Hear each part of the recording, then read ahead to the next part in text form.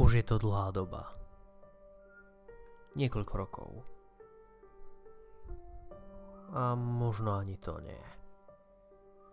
Keď je človek na jednom mieste, ani nevie, ako mu ide čas. Minúty sa naťahujú na hodiny, hodiny na dni a dni sú ako roky. Predtým sme žili hore, v raji. Nádherné miesto, les, mnoho stromov, či už ovocných alebo iných. Človek je sociálna bytosť a my sme boli dvaja. A z dvoch ich zvyšlo mnoho. Prosperovali sme, postavili sme mesto a nazvali ho Eden. Raj. V raji bolo mnoho príležitostí na zábavu. Od prechádzok až po hazard. Ja som bol na začiatku všetkého. Moje meno je Adam. Prežil som niekoľko stovák rokov, až sa to stalo. Prišiel pokušiteľ a povedal nám, že nám ukáže, že nám dá múdrosť väčšiu, ako majú bytosti z neba. Pozerali sme na ňo a nasledovali sme ho.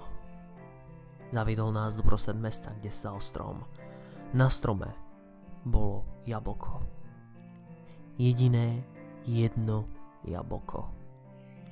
Eva ho otrhla a odhrízla si kúsok, podala ho mne a ja som podal ďalším.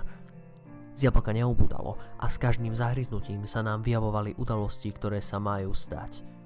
Obrovské vtáky prenášajúce ľudí, človek, ktorý lieta do neba. Človek, ktorý ovládol nebo. Človek, ovládajúci veľký oheň, ktorý zabíja milióny. Potom nám pokušiteľ zjavil svoju podobu. Bol to anjel s krídlami čiernymi ako uhol. Na hlave mal kúčery čiernej farby. Z vlasom mu trčali rohy a namiesto nôh mal kopytá. Prehovoril jazykom, ktorému sme nerozumeli a zjavil nám utrpenie a bolesť sveta. V tej chvíli sa obloha zatiahla a začala žiariť farbami. Zem sa začala triasť a budú vypadať. Ľudia utekali kam sa len dalo. Nikto nebol v bezpečí. A keď už nebola nádej, ozval sa hlas otca. Choďte. Ženy budú rodiť v bolestiach a muži pracovať s rukami v slnečnej páľave.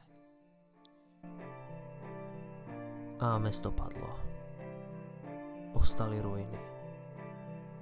A v ruinách položili život mnohí. Tí, ktorí neutiekli alebo nezomreli, začali odznova. Budovali sme, muži pracovali a ženy rodili potomstvo. Dostal som prvého syna, Kaina. A potom prišiel druhý, Abel.